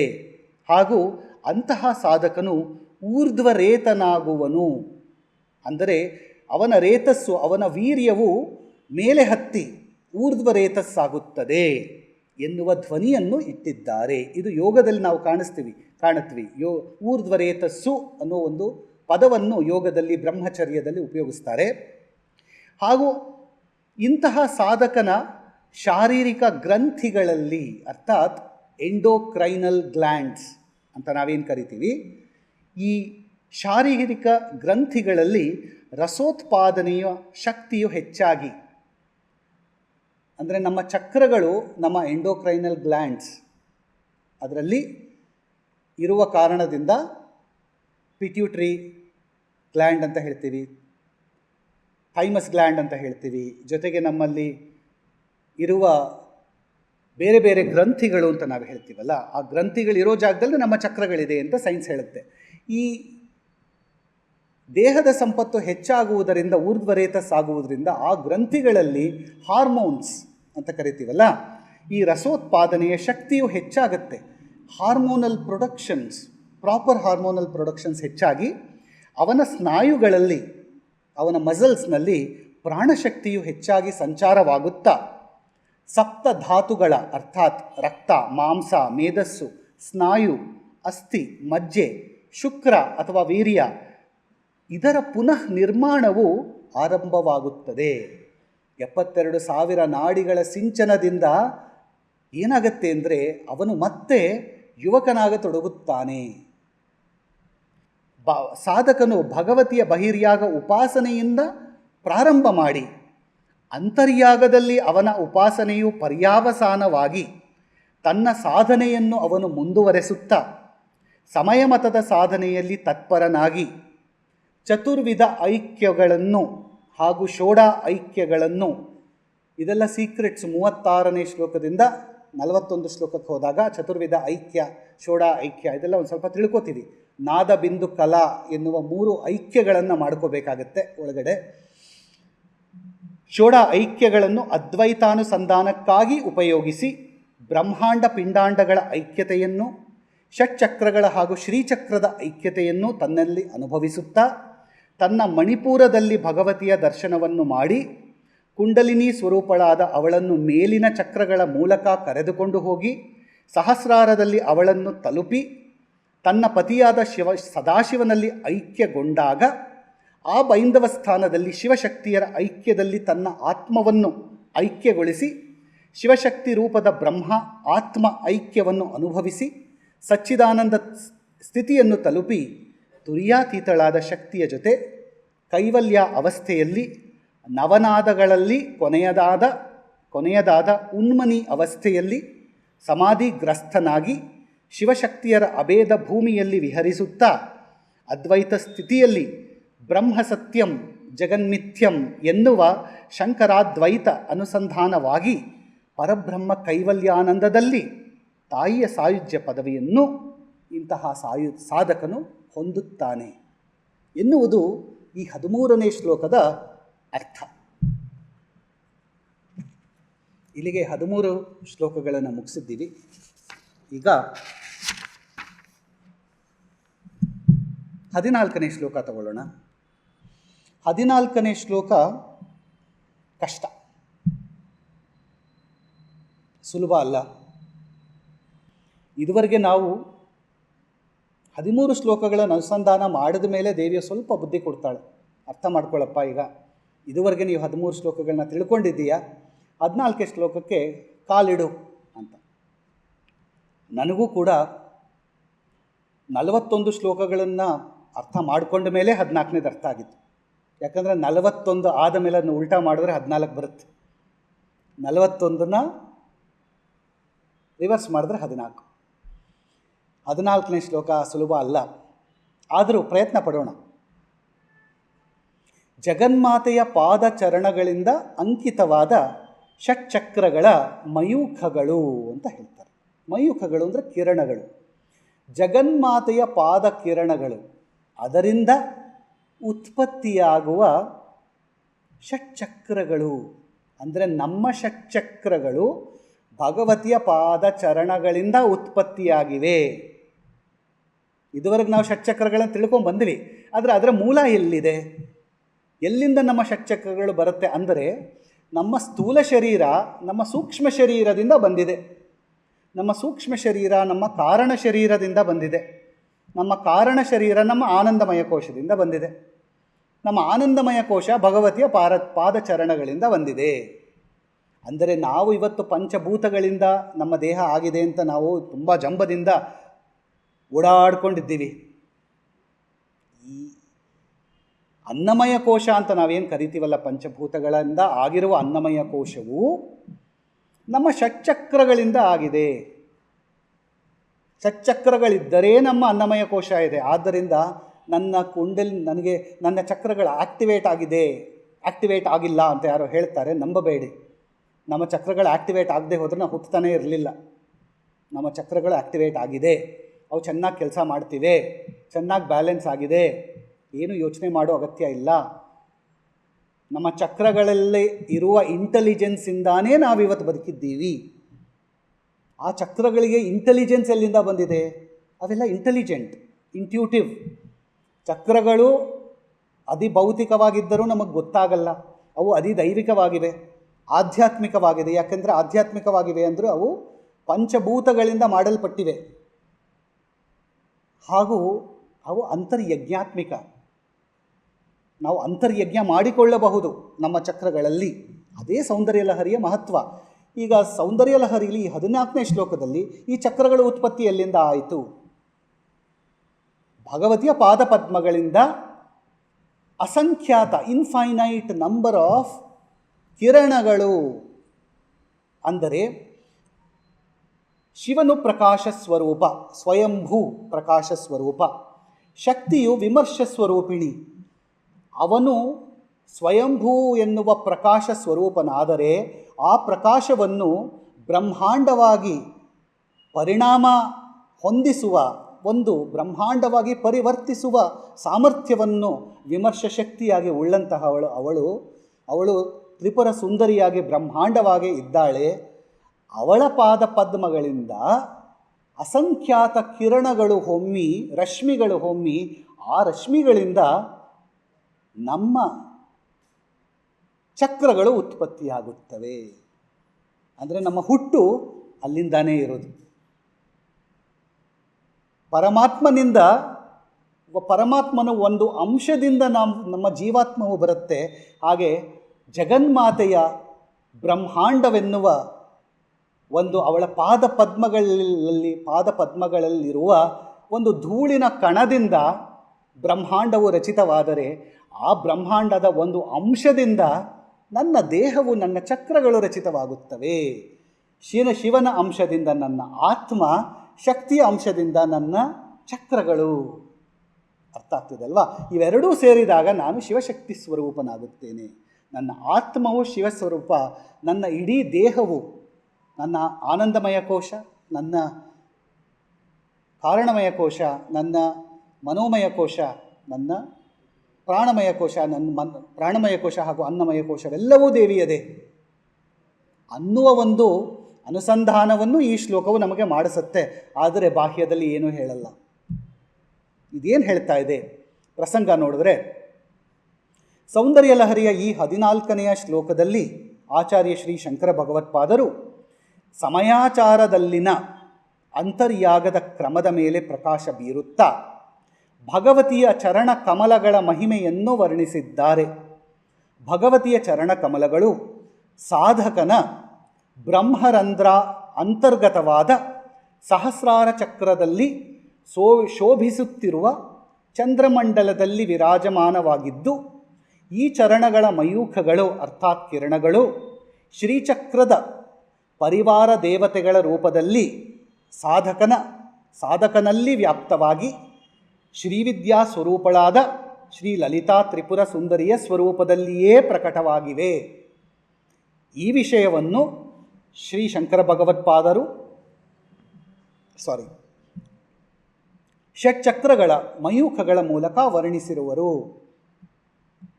ಕಷ್ಟ ಈ ಶ್ಲೋಕ.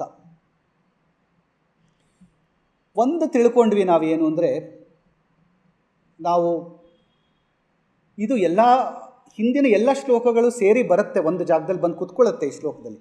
ಒಂದು ಭಾಗದಲ್ಲಿ ನಾವು ಅರ್ಥ ಮಾಡ್ಕೊಂಡಿದ್ದೇನು, ಮೊದಲನೇ ಪ್ರಾರಂಭದ ದಿನಗಳಲ್ಲಿ ಅರ್ಥ ಮಾಡ್ಕೊಂಡ್ವಿ ಏನು ಅಂದರೆ, ನಾವು ನಮ್ಮ ತಲೆಯ ಮೇಲೆ ಇರುವ ಸಹಸ್ರಾರ ಚಕ್ರದಲ್ಲಿ ದೇವಿಯ ಪಾದಗಳು ನೆಲೆಯಾಗಿವೆ ಅಂತ ನಾವು ತಿಳ್ಕೋಬೇಕು ಅಂತ ಹೇಳಿದ್ವಿ. ಅಂದರೆ ನನ್ನ ತಲೆಯ ಮೇಲೆ ನಾವು ದೇವಿಯ ಚರಣಗಳು ಇವೆ ಅಂತ ಒಂದು ತಿಳ್ಕೋಬೇಕು. ಎರಡನೇದು, ಈ ಜಾಗದಲ್ಲೇ ಶ್ರೀಚಕ್ರವೂ ಇದೆ ಅಂತ ತಿಳ್ಕೊಂಡಿದ್ವಿ.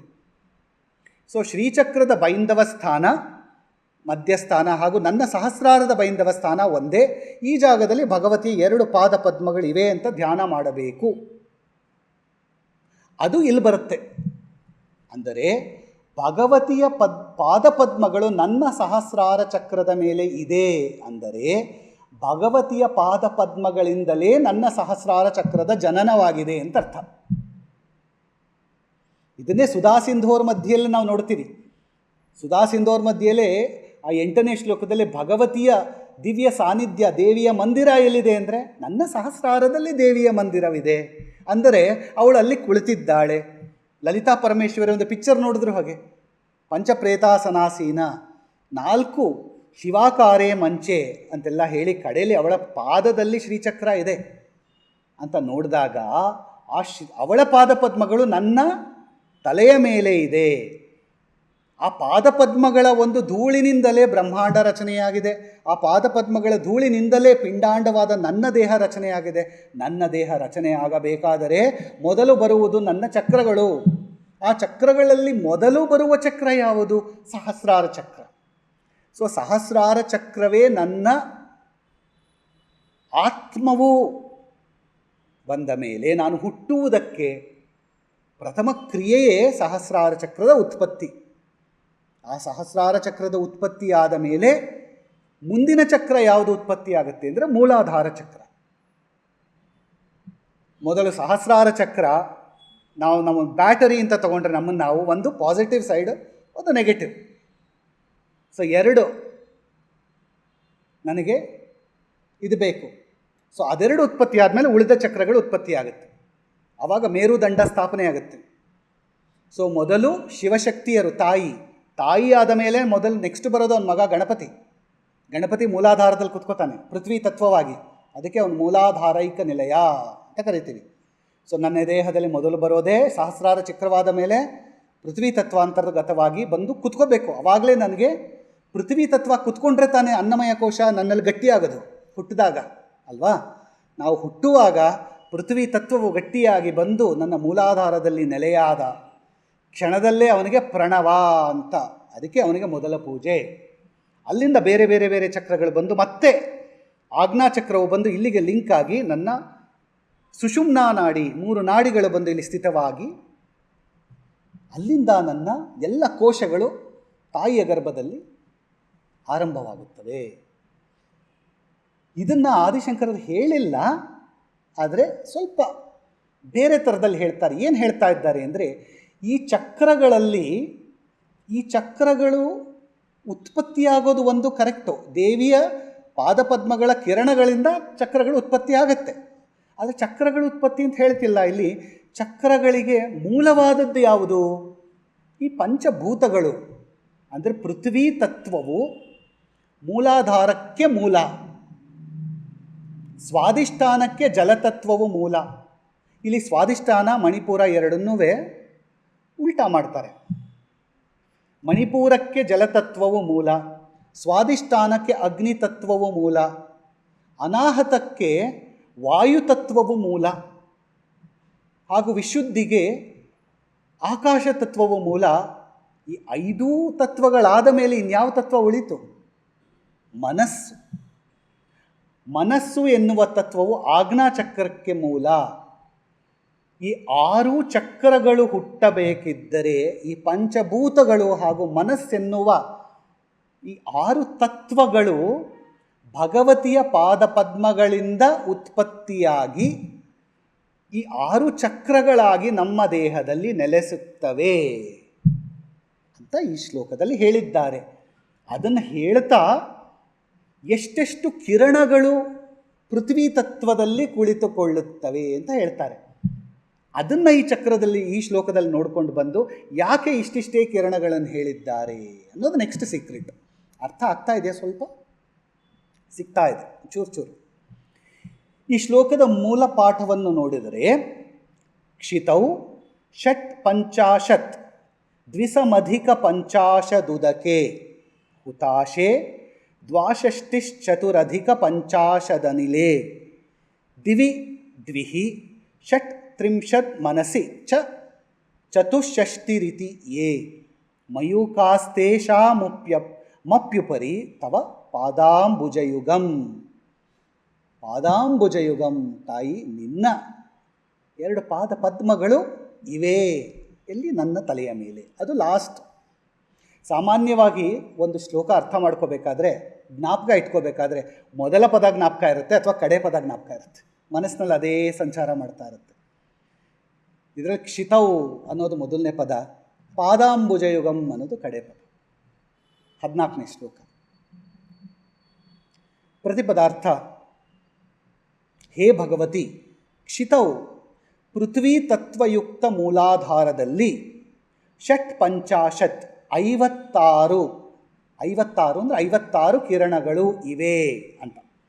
ಉದಕೆ ಜಲತತ್ವಯುಕ್ತ ಮಣಿಪೂರ ಸ್ಥಾನದಲ್ಲಿ ದ್ವಿಸಮಧಿಕ ಪಂಚಾಶತ್ 52 ಕಿರಣಗಳು ಇವೆ. ಹುತಾಶೆ ವಹ್ನಿ ಅಥವಾ ಅಗ್ನಿ ತತ್ವಯುಕ್ತ ಸ್ವಾಧಿಷ್ಠಾನ ಚಕ್ರದಲ್ಲಿ ದ್ವಾಷಷ್ಟಿ 62 ಕಿರಣಗಳು ಇವೆ. ಅನಿಲೆ ವಾಯುತತ್ವಯುಕ್ತ ಅನಾಹತ ಚಕ್ರದಲ್ಲಿ ಚತುರಧಿಕ ಪಂಚಾಶತ್ 54 ಕಿರಣಗಳು ಇವೆ. ದಿವಿ ಆಕಾಶತತ್ವಯುಕ್ತ ವಿಶುದ್ಧಿನಾಮಕ ಚಕ್ರದಲ್ಲಿ ದ್ವಿಷಟ್ ತ್ರಿಂಶತ್ 72 ಕಿರಣಗಳು ಇವೆ. ಮನಸಿ ಮನೋತತ್ವಯುಕ್ತ ಆಜ್ಞಾಚಕ್ರದಲ್ಲಿ ಚತುಷ್ಷಷ್ಟಿ 64 ಕಿರಣಗಳು ಇವೆ.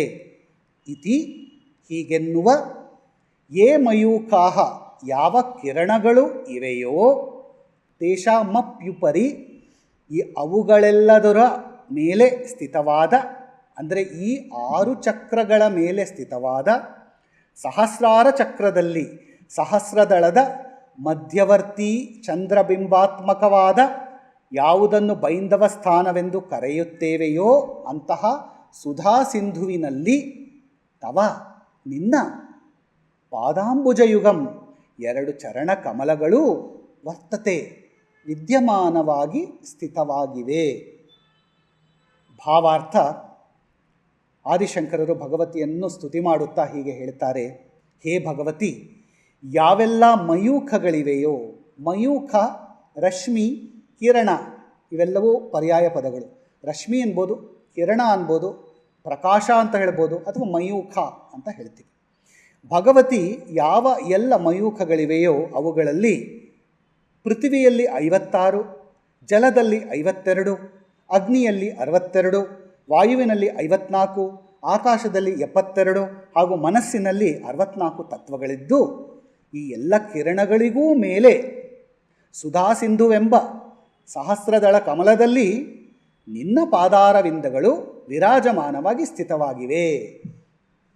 ಏನು ಹೇಳ್ತಾ ಇದ್ದಾರೆ? ನನ್ನ ಮೂಲಾಧಾರದಲ್ಲಿ ಪೃಥ್ವಿ ತತ್ವ ಇದೆ. ಈ ಪೃಥ್ವಿ ತತ್ವದಲ್ಲಿ 56 ಕಿರಣಗಳಿವೆ. ಪೃಥ್ವಿ ತತ್ವದಲ್ಲಿ 56 ಕಿರಣಗಳು, ಜಲತತ್ವದಲ್ಲಿ 52, ಅಗ್ನಿಯಲ್ಲಿ 62, ವಾಯುವಿನಲ್ಲಿ 54, ಆಕಾಶದಲ್ಲಿ 72, ಮನಸ್ಸಿನಲ್ಲಿ 64. ಹಾಗೂ ಈ ಕಿರಣಗಳು ಈ ಆಜ್ಞಾಚಕ್ರಕ್ಕೂ ಮೇಲೆ ಅತ್ಯಂತ ಮೇಲಿರುವ ಸಹಸ್ರಾರದಲ್ಲಿ ಸುಧಾಸಿಂಧುವೆನ್ನುವ ಸಹಸ್ರದಳ ಕಮಲದಲ್ಲಿ ನಿನ್ನ ಪಾದ ಚರಣಗಳು ವಿರಾಜಮಾನವಾಗಿ ಇವೆ ತಾಯೇ.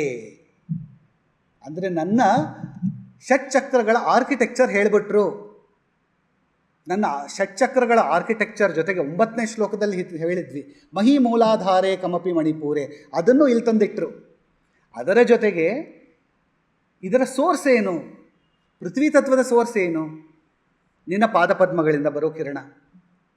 ಹಾಗೆ ಪೃಥ್ವಿ ತತ್ವ ಯಾವುದನ್ನು ಕಂಟ್ರೋಲ್ ಮಾಡುತ್ತೆ? ಮೂಲಾಧಾರ ತತ್ವನ ಕಂಟ್ರೋಲ್ ಮಾಡುತ್ತೆ. ಹೀಗೆ ಎಲ್ಲ ಸೀಕ್ರೆಟ್ನೂ ಇದರಲ್ಲಿ ಇಟ್ಟು ಒಂದು ಶ್ಲೋಕದಲ್ಲಿ ಒಂದು ಫಾರ್ಮುಲಾ ರೂಪದಲ್ಲಿ ಇಟ್ಬಿಟ್ಟಿದ್ದಾರೆ. ಇದನ್ನು ಬಿಡಿಸಿ ಬಿಡಿಸಿ ಬಿಡಿಸಿ ನಾವು ಒಳಗೆ ಹೋಗಿ ಅರ್ಥ ಮಾಡ್ಕೋಬೇಕು. ಏನು ಮುಖ್ಯ ಅಂತಂದರೆ, ಈ ಎಲ್ಲ ಕಿರಣಗಳನ್ನು ನಾವು ಕೂಡಿಸಿದಾಗ 56, 52, 62, 54, 72, 64 ಇದನ್ನು ಕೂಡಿಸಿದಾಗ ಯಾವ ಸಂಖ್ಯೆ ಬರುತ್ತೆ? ಏನಾದರೂ ಒಂದು ಲೆಕ್ಕ ಇದೆಯಾ? 360. ಈ ಫಾರ್ಮುಲಾನ ಎಷ್ಟು ಕಿರಣಗಳಿದೆ ಅಂತ ತಗೊಂಡ್ರೆ ಇದು ಆ್ಯಡ್ ಆಗೋದು 360ಕ್ಕೆ. ಅಂದರೆ ನನ್ನ ದೇಹದಲ್ಲಿ 360 ಕಿರಣಗಳಿವೆ ಅಂತ ಆದಿಶಂಕರರು ಹೇಳ್ತಾ ಇದ್ದಾರೆ. ಈ 360 ಕಿರಣಗಳು 6 ಚಕ್ರಗಳಾಗಿ ಹಂಚಿ ಹೋಗಿವೆ. ಅಂದರೆ ಭಗವತಿಯ ಪಾದಪದ್ಮಗಳಿಂದ ಅಸಂಖ್ಯಾತ ಕಿರಣಗಳು ಹೊರಹೊಮ್ಮಿ ಬ್ರಹ್ಮಾಂಡವಾಗುತ್ತವೆ. ಅದರಲ್ಲಿ 360 ಕಿರಣಗಳು ಬಂದು ನನ್ನ ದೇಹವಾಗುತ್ತದೆ. ಎಷ್ಟು ಚೆನ್ನಾಗಿದೆ ಫಾರ್ಮುಲಾ. ಈ 360 ಅನ್ನೋದು ಎಲ್ಲಿಂದ ಬಂತು? ಎರಡಿದೆ ಅರ್ಥ. 3 ಡೈಮೆನ್ಷನ್ಸ್ ಅಂತ ತಗೊಂಡ್ರೆ ದೇರ್ ಆರ್ 360 ಡಿಗ್ರೀಸ್ ಅಲ್ವಾ? ಒಂದು ಲೈಟ್ ಬಲ್ಬ್ ಪ್ರಕಾಶವನ್ನು ಬೀರ್ತಾ ಎಲ್ಲಿಗೆ? 360 ಡಿಗ್ರೀಸಲ್ಲಿ ಪ್ರಕಾಶ ಬೀರುತ್ತೆ. ಸೂರ್ಯನು 360 ಡಿಗ್ರೀಸ್ನಲ್ಲಿ ತನ್ನ ಪೂರ್ತಿ ಪ್ರಭೆಯನ್ನು ಹೊರಡಿಸುತ್ತಾನೆ. Circle sphere. 2 ಡೈಮೆನ್ಷನಲ್ಲಿ ಸರ್ಕಲ್, 3 ಡೈಮೆನ್ಷನಲ್ಲಿ ಸ್ಪೆರಿಕಲ್ ಅಲ್ವಾ? ಸೊ 360 ಅದು ಒಂದು ಕಡೆ. ಇನ್ನೊಂದು ಕಡೆ ನಮ್ಮ ಭೂಮಿಯು ಸೂರ್ಯನನ್ನು ಸುತ್ತೋದಕ್ಕೆ 360 ದಿನ ತಗೊಳ್ಳುತ್ತೆ ಅಲ್ವಾ? ಲೆಕ್ಕಾಚಾರ ಸುಮ್ಮನೆ ಇಟ್ಟಿಲ್ಲ. ಅಂದರೆ ನಮಗೆ ಒಂದು ವರ್ಷ ಅಂದರೆ 360, ಒಂದು ಸಂವತ್ಸರ ಅಂದರೆ 360 ಪ್ಲಸ್ ಈ 5 ಅನ್ನೋದು ಲೆಕ್ಕ, ಅದು ಬೇರೆ ಲೆಕ್ಕ ಬರುತ್ತೆ. ಅದು ಆಮೇಲೆ ಲೀಪ್ ಇಯರ್ ಹಾಗೆ ಅದನ್ನು ಕಾಲಮಾನ ತಗೊಂಡಿದ್ದಾರೆ.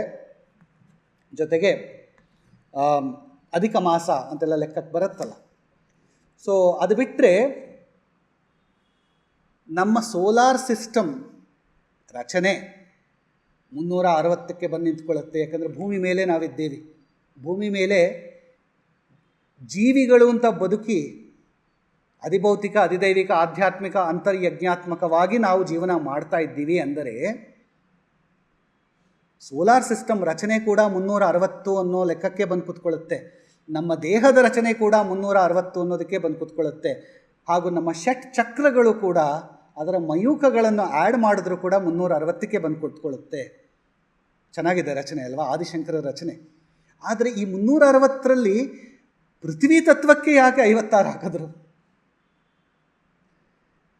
ಅದು ನೆಕ್ಸ್ಟ್ ಅಲ್ವಾ?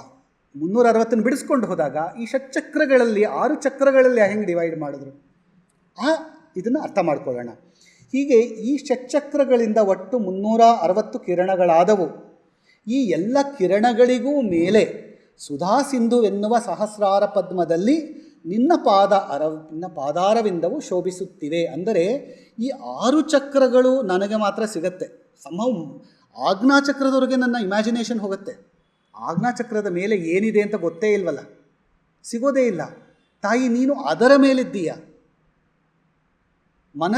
ಮನಸ್ಸಿಗೆ ಗೋಚರವಾಗುವ ಇಮ್ಯಾಜಿನೇಷನ್ ಅನ್ನೋದಕ್ಕಿಂತ ಮೇಲೆ ಕೂತಿದ್ದೀಯ ತಾಯಿ ನೀನು ಅಂತ ಹೇಳ್ತಾ ಇದ್ದಾರೆ ಇಲ್ಲಿ. ಬ್ರಹ್ಮಾಂಡ ಹಾಗೂ ಪಿಂಡಾಂಡಗಳು ಎರಡೂ ಒಂದೇ ಎನ್ನುವ ಅರ್ಥವನ್ನು ಗಮನಿಸಿದಾಗ ಹೊರಗಿನ ಪ್ರಪಂಚದಲ್ಲಿ ಏನು ಇದೆಯೋ ಅದು ನಮ್ಮೊಳಗೂ ಇದೆ ಎನ್ನುವ ಅರ್ಥವು ಈ ಶ್ಲೋಕದಲ್ಲಿ ಪ್ರತಿಪಾದಿತವಾಗಿದೆ. ಹೇಗೆ ಎಂದರೆ, ಹೊರಗಿನದು 360, ನಮ್ಮ ದೇಹದ ಹೊರಗಿನದು. ಅಂದರೆ ನಾನು ಕಣ್ಣಿಂದ ನೋಡಿದಾಗ ನನ್ನ ಸುತ್ತಲೂ ಇರುವುದು 360 ಡಿಗ್ರೀಸ್ ಅಲ್ವಾ?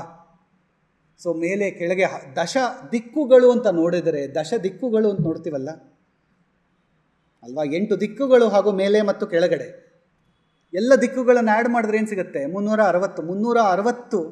ಇಷ್ಟನ್ನು ಬಿಟ್ಟು ನಾವು ಹೊರಗೆ ಹೋಗೋಕ್ಕಾಗಲ್ಲ. ಅಂದರೆ ನಮ್ಮ ಅಸ್ಟ್ರಾಲಜಿ ಅಂತ ನಾವೇನು ಕರಿತೀವಲ್ಲ, ನಮ್ಮ ಕಾನ್ಸ್ಟಲೇಷನ್ಸ್ 12 ಮಾಸಗಳು ಅಂತ ಕರೆಯಲ್ವ ನಾವು? ಚೈತ್ರ ವೈಶಾಖ ಇಂದ ಹೇಳೋದು ಅದೇ ಎಲ್ಲ ಆ್ಯಡ್ ಮಾಡಿದ್ರೆ 360ಕ್ಕೆ ಬಂದು ಕೂತ್ಕೊಳ್ಳುತ್ತೆ. Our astrology is based on 360. ನಮ್ಮ ಹೊರಗಿನ ಪ್ರಪಂಚದ ಅಸ್ಟ್ರಾಲಜಿ 360ನ್ನೇ ಅವಲಂಬಿಸಿದೆ. ಆ 360ನ್ನು ನಾವು 12ರಿಂದ ಭಾಗ ಮಾಡ್ತೀವಿ, ಆವಾಗ ನಮಗೆ ಒಂದು ಮಾಸ ಅಂತ ಸಿಗುತ್ತೆ ಅಲ್ವಾ? ಸೊ ಹಾಗೆ ನಮ್ಮ ಅಸ್ಟ್ರಾಲಜಿ 360ಕ್ಕೆ ಬಂದು ನಿಂತ್ಕೊಂಡಿದೆ.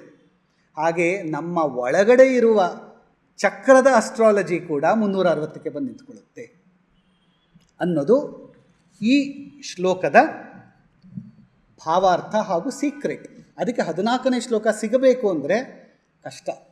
ನಾನು ಪ್ರಯತ್ನ ಪಡ್ತಾ ಇದ್ದೀನಿ ನಿಮಗೆ ಇದನ್ನು ಒಂದು ಸುಲಭವಾಗಿ ಅರ್ಥ ಮಾಡಿಸೋದಕ್ಕೆ. ಇದು 360 ಭೂಮಿ ಮೇಲೆ ಇರುವ ದಿನಗಳು. ಇದು 1 ವರ್ಷ. ನಾವು ಭೂಮಿಯ ಮೇಲೆ ಕಳೆಯುವ ಒಂದೊಂದು ದಿನವೂ ಕೂಡ ನಮ್ಮ ಷಟ್ಚಕ್ರದಲ್ಲಿರುವ ಒಂದೊಂದು ಕಿರಣಕ್ಕೆ ಸಮಾನ ಅಲ್ವಾ? ಅಂದರೆ ನಾನು ಯುಗಾದಿ ಹಬ್ಬದ ಬರುತ್ತಲ್ಲ ಮೊದಲನೇ ದಿನ ಪಾಡ್ಯ, ಅಮಾವಾಸ್ಯೆಯಿಂದ ಪಾಡ್ಯಕ್ಕೆ ಬರ್ತೀನಿ. ಪಾಡ್ಯದಲ್ಲಿ ಒಂದು ದಿನ ಕಳೆದರೆ ನಾನು ನನ್ನ ಷಟ್ಚಕ್ರದಲ್ಲಿ ಒಂದು ಕಿರಣನ ಅನುಭವಿಸಿದ ಹಾಗೆ. ನಾನು ಎಷ್ಟು ವರ್ಷಗಳು ಭೂಮಿ ಮೇಲೆ ಇರ್ತೀನೋ ಅಷ್ಟು ಇಲ್ಲಿ ಷಟ್ಚಕ್ರಗಳು ನಾನು ಅದರ ಒಂದು ಅನುಸಂಧಾನ ಮಾಡ್ತೀನಿ. ಕಡೆಯಲ್ಲಿ ಎಲ್ಲಿಗೆ ಬರುತ್ತೆ ಅಂದರೆ ಇದು ಒಂದೊಂದು ಕಿರಣಕ್ಕೂ ಒಂದೊಂದು ದೇವತೆಯನ್ನು ಕೊಟ್ಟಿದ್ದಾರೆ. ಸೌಂದರ್ಯ ಲಹರಿ ಬರುತ್ತೆ, ಒಂದೊಂದು ಕಿರಣಕ್ಕೂ ಕೂಡ ಒಂದೊಂದು ದೇವತೆ ಇದೆ. 360 ಅಂದರೆ ಇವತ್ತು ಕೂಡ ನಾನು ಒಂದು ಕಿರಣದಿಂದ ನಾನು ಬದುಕಿದ್ದೇನೆ. ಮತ್ತೆ ಮುಂದಿನ ವರ್ಷ ಮತ್ತೆ ಅದೇ ಕಿರಣ ಬರುತ್ತೆ ಆ ಮಾಸಕ್ಕೆ. ಎಷ್ಟು ಚೆನ್ನಾಗಿ ಅರ್ಥಗರ್ಭಿತವಾಗಿದೆ ಸೌಂದರ್ಯ ಲಹರಿ ಒಳಕ್ಕೆ ಹೋದಾಗ. ಇದರ ಅರ್ಥ ಈ ಒಂದೊಂದು ದಿನವೂ ಭಗವತಿಯ ದೇಹದಿಂದ ಸ್ಫುರಿಸಿ ಬಂದ ಒಂದೊಂದು ಕಿರಣವೇ ಆಗಿರುವುದು. ನನ್ನ ಒಂದೊಂದು ದಿನವೂ ಕೂಡ ಭಗವತಿಯ ಪಾದಪದ್ಮಗಳಿಂದ ಬಂದಿರೋ ಒಂದೊಂದು ಕಿರಣವೇ. ನನ್ನ ಪ್ರಸಾದ ರೂಪವಾಗಿ ನಾನು ಅದನ್ನು ಪ್ರತಿಯೊಂದು ದಿನವೂ ಅನುಭವಿಸ್ತಾ ಇದ್ದೀನಿ. ಅಂದರೆ ಆ ಒಂದು ದಿನದಲ್ಲಿ ನಾನು ಎಷ್ಟು ಉಸಿರುಗಳನ್ನ ತಗೋತೀನೋ, ಉಚ್ಛ್ವಾಸ ನಿಶ್ವಾಸ ಎಲ್ಲವೂ ಭಗವತಿಯ ಕಿರಣದಿಂದ ನನಗೆ ಬಂದಿದೆ. ನನ್ನ ಇಡ ಪಿಂಗಳ ಎನ್ನುವ 2 ನಾಡಿಗಳು ಕೂಡ ಅವಳ ಕಿರಣಗಳಿಂದಲೇ ಬಂದಿದೆ. ಈ ಇಡ ಪಿಂಗಳ ಅನ್ನೋದೊಂಚೂರು ಜ್ಞಾಪಕ ಇಟ್ಕೊಳ್ಳಿ, ಬೇಕಾಗತ್ತೆ ಇದು ಈ ಕಿರಣಗಳನ್ನು ಸಂಬಂಧಕ್ಕೆ ಬಂದಾಗ. ಹೊರಗೆ ಕಾಲರೂಪಿಯಾಗಿ ಗಾಯತ್ರಿಯಾಗಿ ಬೆಳಗುತ್ತಿರುವವಳು ಅವಳೇ, ಹಾಗೂ ಚಕ್ರರೂಪಿಯಾಗಿ ನಮ್ಮ ಒಳಗಡೆ 360 ಕಿರಣಗಳ ರೂಪದಲ್ಲಿ ಸ್ಥಿತವಾಗಿರುವವಳು ಅವಳೇ. ಅವಳೇ ತಾಯಿ ಲಲಿತಾ ತ್ರಿಪುರ ಸುಂದರಿ. ಹೊರಗೆ ಗಾಯತ್ರಿಯಾಗಿ ಸೂರ್ಯನ ಪ್ರಕಾಶವಾಗಿ ಸೂರ್ಯನ ಅಂತಸ್ಫೂರ್ತಿಯಾಗಿ ನಮ್ಮ ಪ್ರತಿದಿನವನ್ನೂ ಬೆಳಗುತ್ತಿರುವವಳು ಅವಳೇ. ಉಷೆಯಾಗಿ ಸಂಧ್ಯಾ ರೂಪವಾಗಿ ಅರುಣಳಾಗಿ, ಹಾಗೆ ಅವಳು ಬಾಲಸೂರ್ಯನ ಕಾಂತಿಯಾಗಿ ನಮಗೆ ಬಂದು ಪ್ರಕಾಶವನ್ನು ಕೊಡುವವಳು ಅವಳೇ. ಗಾಯತ್ರಿಯಾಗಿ 3 ಸಂಧ್ಯೆಗಳಲ್ಲಿ ನಾವು ಅವಳನ್ನು ಪೂಜೆ ಮಾಡ್ತೀವಲ್ಲ, ಆ ಗಾಯತ್ರಿಯು ಅವಳೇ. ಹಾಗೂ ನಮ್ಮ ಪಿಂಡಾಂಡದ ಒಳಗಿರುವ, ನಮ್ಮ ಒಳಗೆ ಚಕ್ರವಾಗಿ ನಮ್ಮನ್ನು ಬೆಳಗುತ್ತಿರುವ, ನಮಗೆ ಅಂಥ ಶಕ್ತಿಯನ್ನು ಕೊಟ್ಟು ಕುಂಡಲಿನಿಯಾಗಿ ನಮ್ಮನ್ನು ಕಾಪಾಡುತ್ತಿರುವ ಶಕ್ತಿಯು ಅವಳೇ ಎನ್ನುವ ಇದನ್ನು ಅನುಸಂಧಾನ ಮಾಡಿ ಅಮ್ಮ ಜಗನ್ಮಾತೆ ನಮ್ಮ ದೇಹದಲ್ಲಿ ಕುಂಡಲಿನಿ ಶಕ್ತಿಯಾಗಿ ಸುಷುಮ್ನಾ ನಾಡಿಯ ಮೂಲಕ 6 ಚಕ್ರಗಳನ್ನು ಭೇದಿಸಿಕೊಂಡು 360 ಕಿರಣಗಳನ್ನು ದಾಟಿ ನಿನ್ನದೇ ಆದ ಸೋಮ ಅಥವಾ ಚಂದ್ರಮಂಡಲವನ್ನು ನೀನು ಸೇರುತ್ತೀಯೇ. ಅಮ್ಮ ತಾಯೇ, ನೀನೇ ಕಿರಣ, ನೀನೇ ರಶ್ಮಿ, ನೀನೇ ಮಯೂಖ, ನೀನೇ ಕುಂಡಲಿನಿ, ನೀನೇ ಗಾಯತ್ರಿ, ನೀನೇ ಷಟ್ಚಕ್ರಗಳನ್ನು ಒಡಗೂಡಿದ ನನ್ನ ದೇಹ, ಅದೇ ನೀನು. ನೀನೇ ಎಲ್ಲವೂ ಆಗಿರುವೆ. ನಿನ್ನ ಪಾದ ಚರಣಗಳನ್ನು ಈ ನನ್ನ ಸಹಸ್ರಾರವೆನ್ನುವ ಚಂದ್ರಮಂಡಲದಲ್ಲಿ ನೀನು ಇಡುತ್ತೀಯೇ. ಇಂತಹ ಸ್ಥಿತಿಯು ಯೋಗಿಯಾದ ಸಾಧಕನಿಗೆ ಆತ್ಮಾನಂದ ಸ್ಥಿತಿಯಾದ ಸಾಕ್ಷಾತ್ ಮೋಕ್ಷದ ಸ್ಥಿತಿ ಅಲ್ಲವೇ ತಾಯಿ? ಅಮ್ಮ, ಕಾಲರೂಪಿಯಾಗಿ ಕೂಡ ನೀನು ಎಲ್ಲೆಲ್ಲೂ ಇರುವೆ.